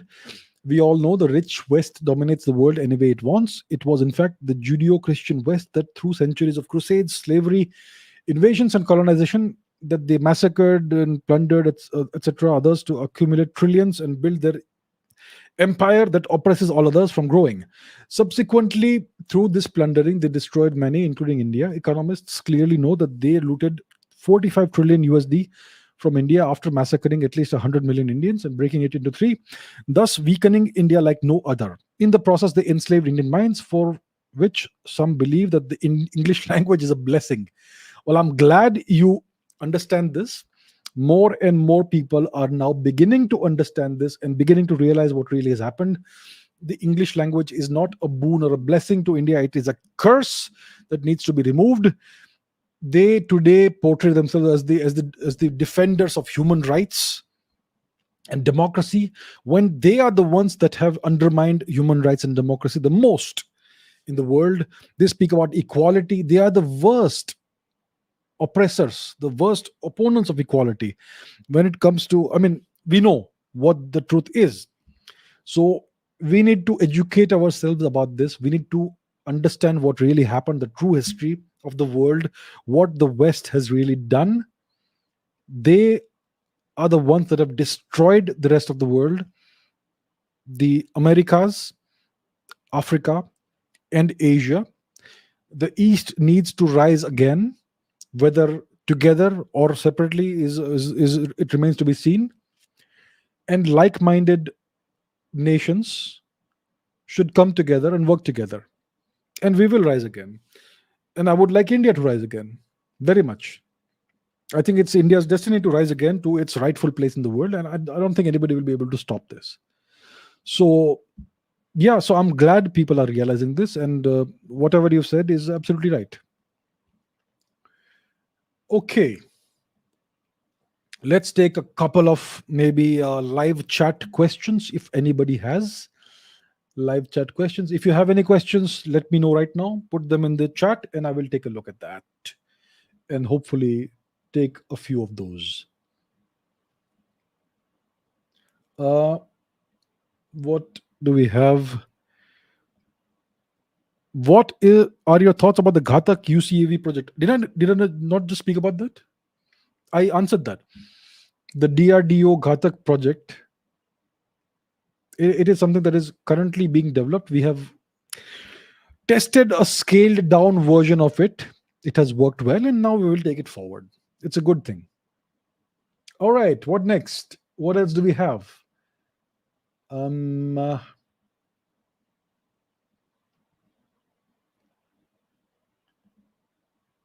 if Pakistan splits, which parts will be favorable to India? If it splits, all parts will be favorable to India and favorably inclined to India, provided we play our cards right. Um,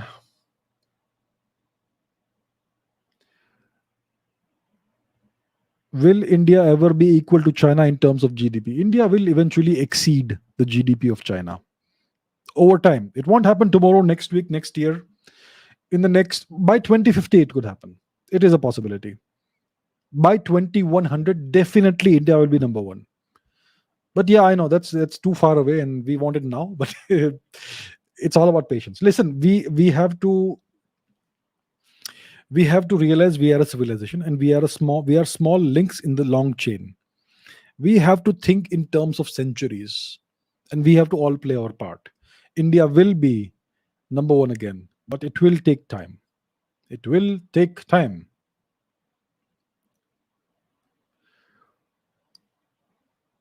Okay, some other questions. Did Pashtuns really want to join India? Khan Abdul Ghaffar Khan, when he returned, told Congress that they had left them to the wolves. Wolves. Yes, Khan Abdul Ghaffar Khan wanted a unified India. He was a Pashtun. When he died, he was buried, I believe, in Jalalabad in Afghanistan. And he wanted a unified India. So he was a Pashtun. His political movement was called the Khudai Khidmatgars. They were all Pashtuns. A completely non-violent movement. Yeah, he fought for a unified India. Mr. Gandhi agreed to the partition of India, to no one's great surprise. And when this happened, Khan Abdul Ghaffar Khan, in his last meeting with Gandhi, I believe, told him that you have thrown us to the wolves. And after the partition of India, Khan Abdul Ghaffar Khan spent the majority of the rest of his life under house arrest in Pakistan. So that's the tragic story of this great man. He was a true patriot, a true Indian, more patriotic and more Indian than certain other leaders you can think of. So yeah, it doesn't mean that the Pashtuns of Afghanistan wanted to join India, but the Pashtuns who lived in Pakistan under his leadership wanted a unified India. That's what they were fighting for, and they were betrayed.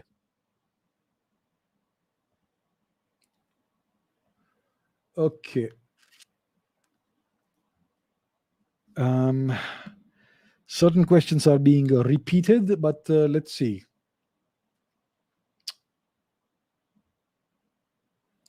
Uh, what else do we have? There are mentions of UFOs in Indian literature, in Rig Veda. How come we are still so clueless about it? Uh, so that's interesting. I've never heard of this. Uh, if you have come across this, you could put that in the comments where exactly, in which part of the Rig Veda there is a mention of UFOs, and I'll certainly look into that. As far as I know, I've never heard of this before, but if it is true, that would be really interesting. So please do that. Please put that in the comments, not in the chat. When this live stream is over, put that in the comments if you have the actual references, and I will certainly take a look at that.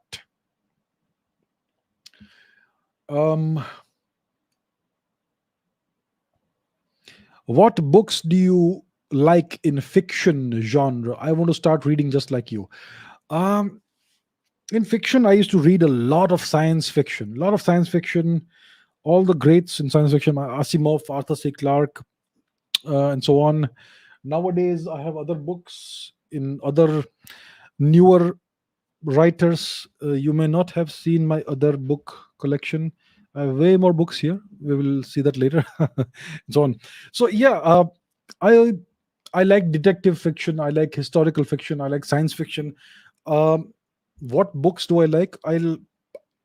I read as many books as I can. I don't have any list of books that I can tell you. I don't even remember how many books I've read. So I would say read as much as you can. And if you want to know which books are good, go to Amazon, see the reviews.